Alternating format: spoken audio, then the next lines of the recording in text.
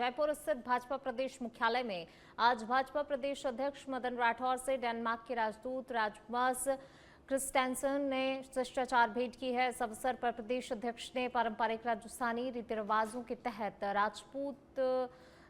राजपूती साफा और शॉल पहनाकर जो है स्वागत अभिनंदन किया गया। तो वहीं इस मुलाकात के दौरान दोनों के ही बीच विभिन्न समसामयिक और महत्वपूर्ण विषयों पर चर्चा की गई। सौहार्दपूर्ण वातावरण में विस्तृत चर्चा हुई है और इस बैठक को आपसी सहयोग, संवाद और वैश्विक संबंधों को मजबूत बनाने की दिशा में एक अहम और बड़ा कदम माना जा रहा है। तो वहीं कार्यक्रम में सांस्कृतिक आदान प्रदान, अंतर्राष्ट्रीय संबंधों को सुदृढ़ करने का भी संदेश देखने को मिला है बातचीत के दौरान।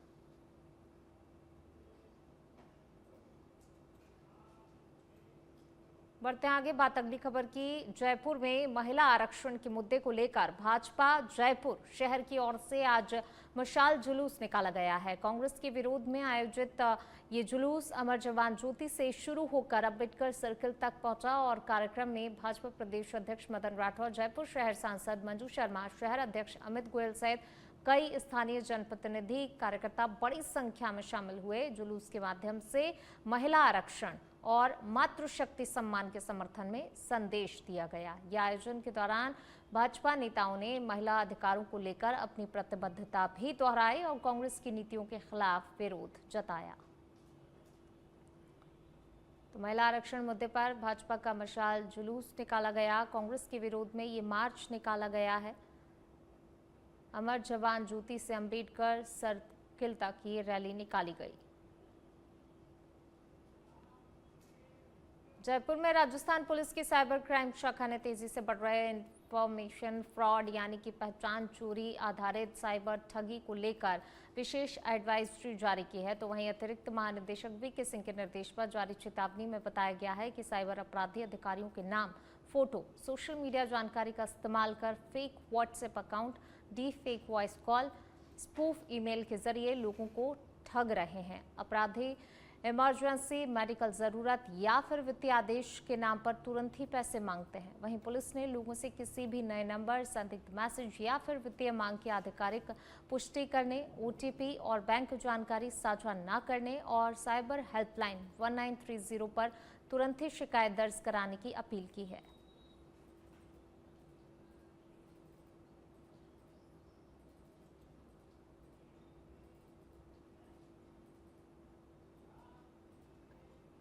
ADG, ATS, ANTF, AGTF Dinesh MN ने आज रावतसर दौरे के दौरान क्षेत्र की कानून व्यवस्था का जायजा लिया। जायजा लेते हुए वृत्त कार्यालय का निरीक्षण किया और अधिकारियों के साथ समीक्षा बैठक की। इस दौरान उन्होंने रिकॉर्ड संधारण, लंबित मामलों और अपराध नियंत्रण की रणनीतियों की समीक्षा कर समयबद्ध निस्तारण के निर्देश दिए। नशे के बढ़ते प्रभाव को गंभीर चुनौती बताते हुए एडीजी ने इसके समूल खात्मे के लिए 3 वर्षीय विशेष कार्य योजना लागू करने की घोषणा की। इस योजना में जन जागरूकता अभियान, सख्त कानूनी कार्रवाई और पुनर्वास को शामिल किया जाएगा। सीएलजी बैठक में उन्होंने आमजन, जनप्रतिनिधियों और सामाजिक संगठनों से संवाद कर पुलिस जन सहयोग को अपराध नियंत्रण की कुंजी बताया।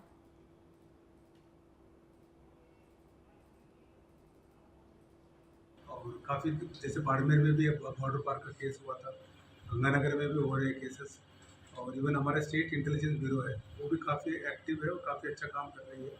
अभी आपको पता होगा पिछले महीने एक 10 किलो हीरोइन की सीजन उनकी इनपुट से हुआ था और हम लोग मॉनिटर कर रहे हैं और हमें उम्मीद है जल्दी काफ़ी अच्छा सफलता मिलेगी। सर, जो सामान्य नागरिक हैं उन लोगों के लिए सर क्या संदेश रहेगा ड्रग्स वगैरह के? सामान्य नागरिक के लिए जैसे देखिए, जब जहाँ से भी घर वालों को तो सबसे पहले पता चलता है।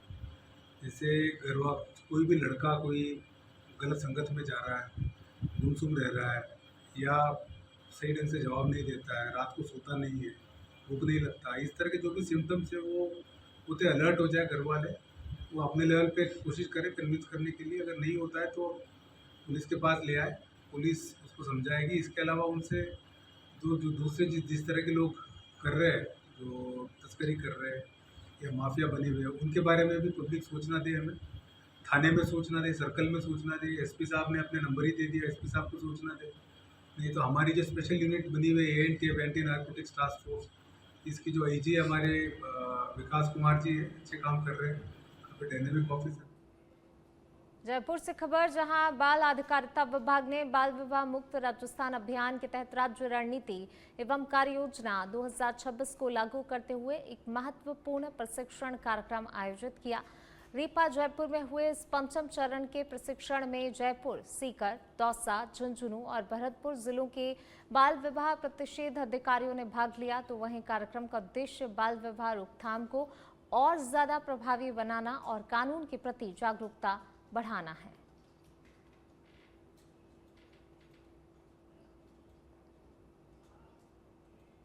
चलिए बढ़ेंगे आगे, बात अगली खबर की। चाकसू खंड क्षेत्र से मानवता और तत्परता की एक सराहनीय तस्वीर सामने आई है। जी हां, जहां 108 एम्बुलेंस सेवा ने चलते चलते एक सुरक्षित प्रसव कराकर जच्चा और बच्ची दोनों की जान बचाई।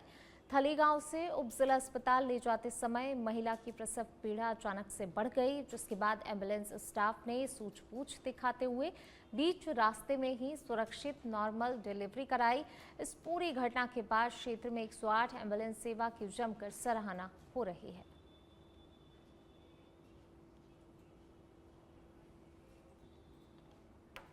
कौन से गांव से आए हो आप? तो ये डिलीवरी के रास्ते में हो गई क्या? किसने संभाला आपको? एम्बुलेंस वालों ने डिलीवरी करा दी, राजी खुशी निमट गई बढ़िया। कौन से गांव से आए हो आप? तो ये डिलीवरी के रास्ते में हो गई क्या? किसने संभाला आपको?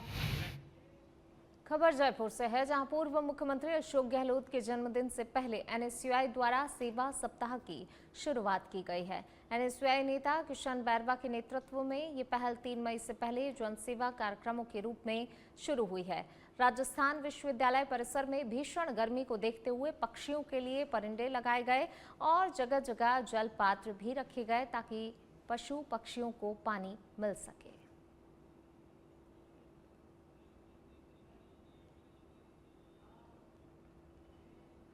और अब खबर बूंदी से है, जहां पुलिस ने एनडीपीएस मामलों में जब्त किए गए भारी मात्रा में अवैध मादक पदार्थों को नष्ट करने की बड़ी कार्रवाई को अंजाम दिया। जिले के 5 थानों के 8 मामलों में जब्त करीब 118 किलो 678 ग्राम गांजा, डोडा चूरा और स्मैक को रिजर्व पुलिस लाइन परिसर में जलाकर नष्ट किया गया है।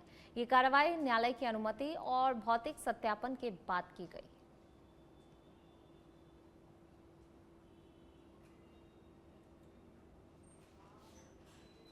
और अब खबर जयपुर से, राजस्थान विश्वविद्यालय की ग्रामीण जागरूकता की बढ़ती पहल। जयरामपुरा और गोविंदपुरा में जागरूकता शिविर आयोजित किया गया। आईसीडीएस योजनाओं पर ग्रामीणों को जागरूक किया गया है। बालिकाओं के लिए विशेष सत्र का आयोजन किया गया। पोषण, टीकाकरण और स्वास्थ्य सेवाओं की जानकारी दी गई। वहीं आयुर्वेदिक जीवन शैली अपनाने पर भी जोर दिया गया। मानसिक स्वास्थ्य और तनाव प्रबंधन पर मार्गदर्शन दिया गया। मासिक धर्म, स्वच्छता और एनीमिया बचाव पर जागरूकता, गुड टच, बैड टच और सुरक्षा पर विशेष जानकारी साझा की गई। मुख्यमंत्री राजश्री योजना पर ग्रामीणों को जागरूक किया गया। शिक्षा और स्वास्थ्य के लिए सामूहिक संकल्प भी लिया।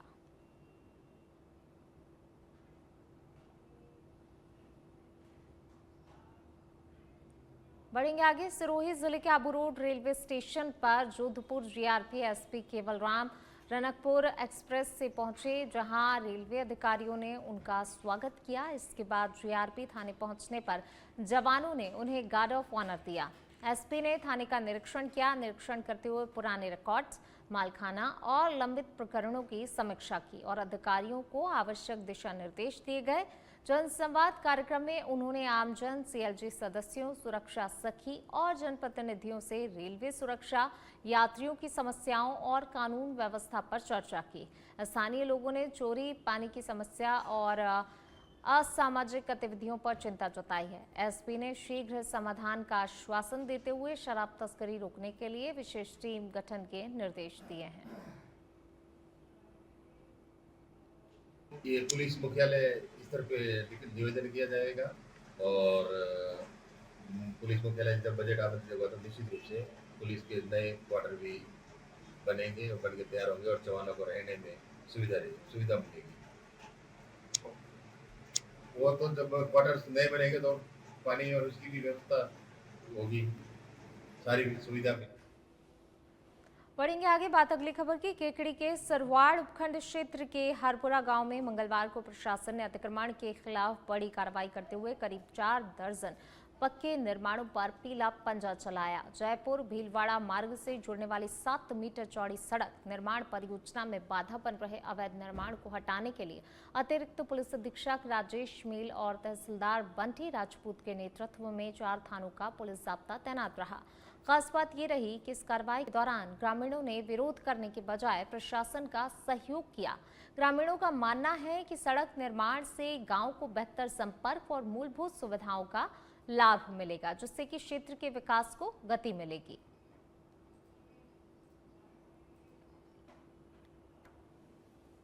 ये रामपुर से जूनिया तक जो MDR रोड बनाई जा रही है वो रास्ता है और ये हरपुरा गांव है। यहाँ पर आबादी के बीच में से 40-50 जो घर थे वो चिन्हित किए गए थे, जो रोड के अंतर्गत आ रहे थे। इनको चिन्हित करके पूर्व में नोटिस दे दिया गया था और 2 माह पूर्व भी इनको ये बता दिया गया था कि यहाँ से रोड निकले। आज इसकी तिथि निर्धारित। सवाई माधोपुर के मलारना डूंगर से खबर है, जहां पर भीषण गर्मी के बीच लगातार हो रही अघोषित बिजली कटौती से लोगों का गुस्सा फूट पड़ा।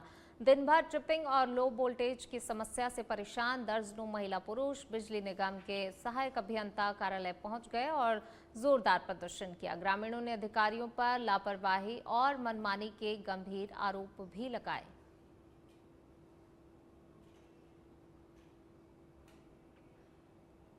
लाइट की समस्या के बारे में आए थे।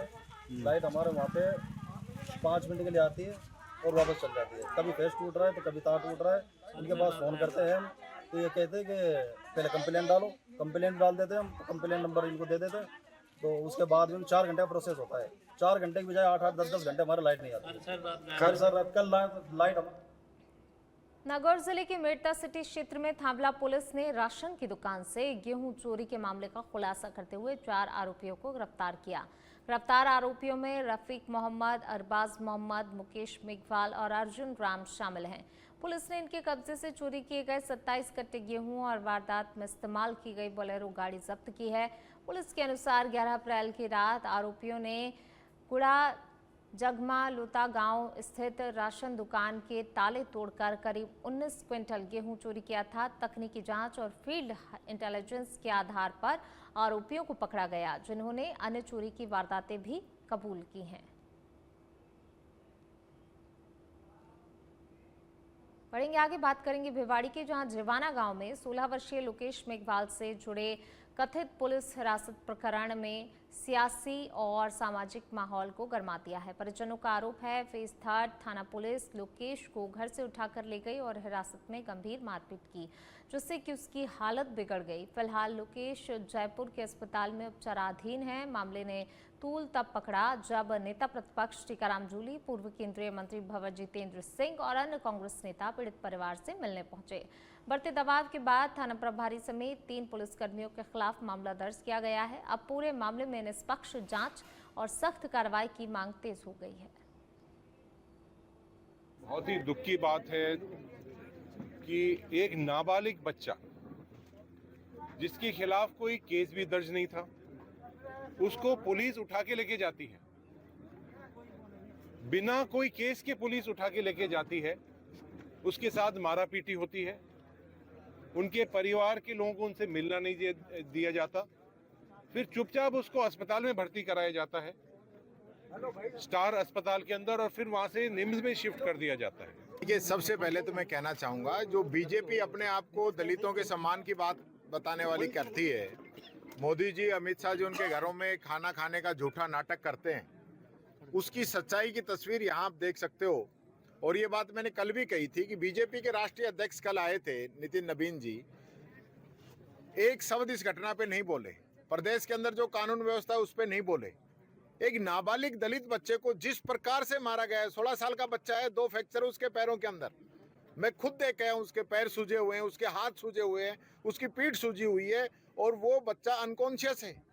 देखो, ये जो घटना है बड़ी निंदनीय घटना है। जब मैं अभी उनकी माताजी से भी मिली कि माँ जो होती है, जो कहते हैं कि 9 महीने पेट में बच्चे को पालती है, पोसती है, मतलब इस तरीके से उन्होंने कहा कि हमारा बच्चा सही सलामत घर आए और हमें न्याय मिले। जिस तरीके से जो कानूनी कार्रवाई इन्होंने जिस तरीके से की है नाबालिग बच्चे के साथ में, उनको न्याय मिलने के लिए हम सभी, हमारे आदरणीय भवर साहब, माननीय हमारे नेता प्रतिपक्ष टीकाराम जूली जी आए हुए हैं। मैं तो सिर्फ इतना ही कहना चाहूँगी कि जिस तरीके से कानूनी व्यवस्था यहाँ बिगड़ी हुई है, शासन प्रशासन जो जिस तरीके से आगे के लिए कार्रवाई के लिए हम सब यहाँ खड़े हुए हैं, और हम 2 दिन के लिए कह रहे हैं कि चलिए बढ़ते हैं आगे। चित्तौड़गढ़ से बड़ी वारदात सामने आई, जहां कोतवाली थाना क्षेत्र के रामेश्वर महादेव मंदिर को नकाबपोश बदमाशों ने अपना निशाना बनाया। देर रात बदमाश मंदिर के ताले तोड़कर गर्भगृह तक पहुंचे और चांदी के छत्र सहित दान पात्र चोरी कर फरार हो गए। ये पूरी घटना मंदिर में लगे हुए सीसीटीवी कैमरे में कैद हो गई, जिसमें 4 संदिग्ध बदमाश साफ तौर पर नजर आ रहे हैं। तो चित्तौड़गढ़ से एक खबर, जहां पर मंदिर में चोरी की वारदात को अंजाम दिया गया।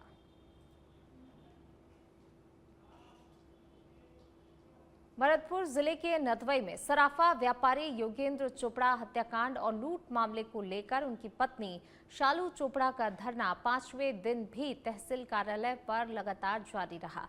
इस दौरान सर्व समाज व्यापार संघ, नदवई विकास मंच और व्यापार महासंघ के सदस्यों ने पुलिस प्रशासन के खिलाफ जोरदार विरोध प्रदर्शन किया। रेलवे स्टेशन से शुरू हुए विरोध जुलूस में लोगों ने अपने मोबाइल टॉर्च जलाकर न्याय की मांग उठाई और जमकर नारेबाजी भी की गई।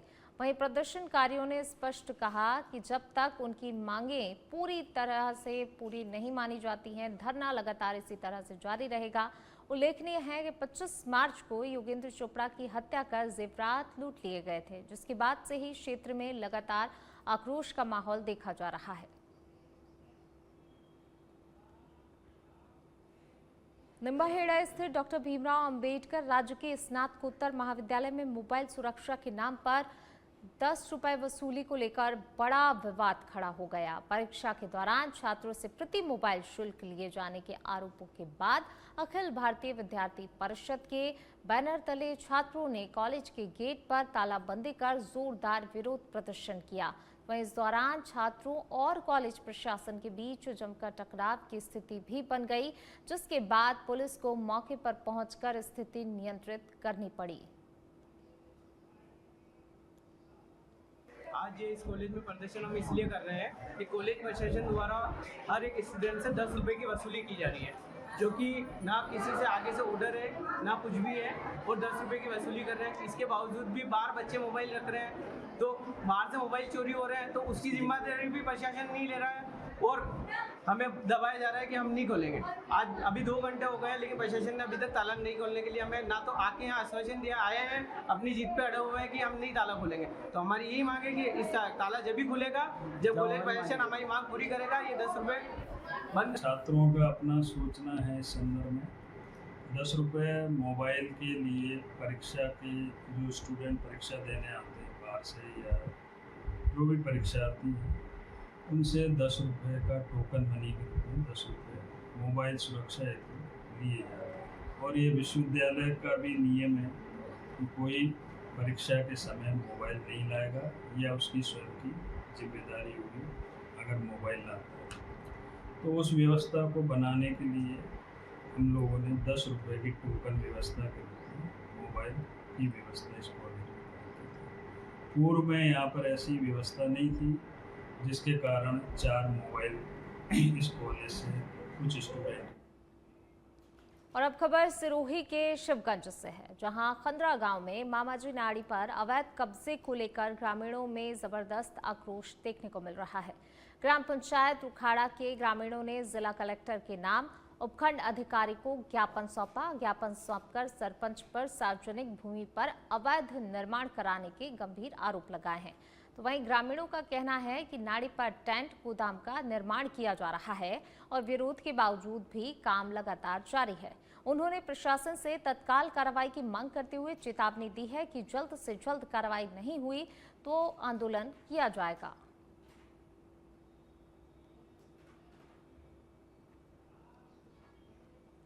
डूंगरपुर जिले में आज से ग्राम रथ अभियान की विधिवत शुरुआत हो गई है। जिला प्रभारी मंत्री बाबूलाल खराड़ी ने सर्किट हाउस से 4 विधानसभा क्षेत्रों के लिए 4 ग्राम रथों को हरी झंडी दिखाकर रवाना किया।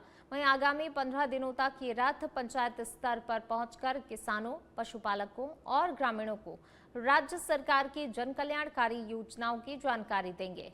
ग्राम रथों के जरिए कृषि, पशुपालन, सिंचाई, ऊर्जा, सहकारिता समेत 13 विभागों की योजनाओं का वीडियो और ऑडियो संदेशों के माध्यम से प्रचार प्रसार किया जाएगा। वहीं अभियान में सुझाव पेटिका जरिए ग्रामीण अपनी समस्याएं और सुझाव भी सरकार तक पहुंचा सकेंगे। वहीं प्रतिदिन आयोजित संध्या चौपाल इस अभियान का प्रमुख आकर्षण रहेगी। आज पूरे राजस्थान में ये ग्रामीण रथ जो जयपुर से आए हैं, ये प्रत्येक विधानसभा में जाएंगे। आज हमने ये जिला मुख्यालय से विधानसभाओं के लिए रवाना किया है। आपने देखे होंगे इन रथों में टीवी लगी हुई है, माइक लगा हुआ है और वो अपनी योजनाएं बताता जाएगा और इसकी चारों तरफ बड़ी बड़ी योजना लिखी हुई है। वो योजना की जनता को भी पता लगेगा, लोग देखेंगे। और एक ये पत्रिका है, इसमें उस विधानसभा की सारी उपलब्धि जो सरकार ने, हमारी सरकार ने की है। आज श्रीगंगानगर जिले के पदमपुर क्षेत्र स्थित घमुड़वाली पुलिस थाने के बाहर ग्रामीणों का धरना प्रदर्शन लगातार जारी है। ग्रामीण पुलिस की कार्यप्रणाली पर सवाल उठाते हुए घमुड़वाली सीआई के निलंबन और विभागीय जांच की मांग कर रहे हैं। बताया जा रहा है कि 10 अप्रैल से ग्रामीण थाने के बाहर धरने पर बैठे हैं। इस बीच श्रीकरणपुर सीओ पुष्पेंद्र सिंह और श्रीगंगानगर ग्रामीण सीओ भूपेंद्र सोनी ने आंदोलनकारियों से वार्ता कर समाधान का प्रयास किया, लेकिन ग्रामीणों ने स्पष्ट कर दिया कि जब तक सीआई के खिलाफ कार्रवाई नहीं होती है, आंदोलन लगातार जारी रहेगा। इसके साथ ही चेतावनी दी गई है कि मांगे नहीं मानी गई तो 2 मई से लेकर जिले भर में आंदोलन और ज्यादा तेज किया जाएगा। उन्होंने हमारे साथ जो बातचीत की है उसके अंदर ये निकल के आ रहा है कि अभी जो जांच है वो पेंडिंग पड़ी है और जांच के बाद में सीआई के ऊपर कार्रवाई होगी। लेकिन हमारा सीधा कहना है कि फौरी तौर के ऊपर इस एसएचओ को यहाँ से हटाया जाए। एसएचओ के ऊपर कालूराम और टीकूराम के मामले के अंदर मुकदमा दर्ज किया जाए। जो 3 दुकानें शटर डाउन करके उनको तालाबंदी करके एसएचओ ने जो गुंडागर्दी की है, इस संबंध के अंदर मुकदमा दर्ज होना चाहिए और फिर विभागीय जांच होनी चाहिए। इन बातों को लेके हमने दोनों डीवाईएसपी को निवेदन किया है कि आईजी साहब के संज्ञान में है, एसपी साहब के संज्ञान में। चलिए बढ़ेंगे आगे। बात अगली खबर की सिरोही से खबर है, जहां पर राष्ट्रीय जनगणना 2027 की तैयारियां पूरी कर ली गई हैं। इस बार जनगणना पूरी तरह डिजिटल माध्यम से की जाएगी।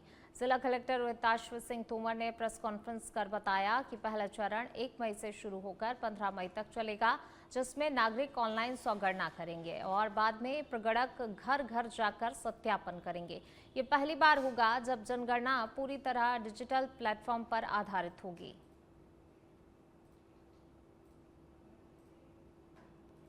जैसा कि आप सभी को पता है कि 1872 से ये जनगणना करी जा रही है और ये 16वीं जनगणना है जो कि अभी होने जा रही है। इसमें 2 चरण होते हैं इस बार जो रखे गए। प्रथम चरण है सूचीकरण, यानी कि मकानों का सूचीकरण किया जाएगा, ये अभी होगा। और दूसरा चरण है जिसमें कि नागरिकों की गणना होगी, ये होगा फरवरी 2027 में प्रस्तावित है। अभी का जो चरण है उसमें जो सेल्फ इन्यूमरेशन, जैसे कि था कि आप आमजन खुद अपनी स्वगणना कर सकते हैं, ये 1 मई से इसकी शुरुआत करी जा रही है और 15 मई तक ये चलेगा और 16 मई से लेकर के 14 जून तक फिर ये होगी दूसरी चरण, जिसमें कि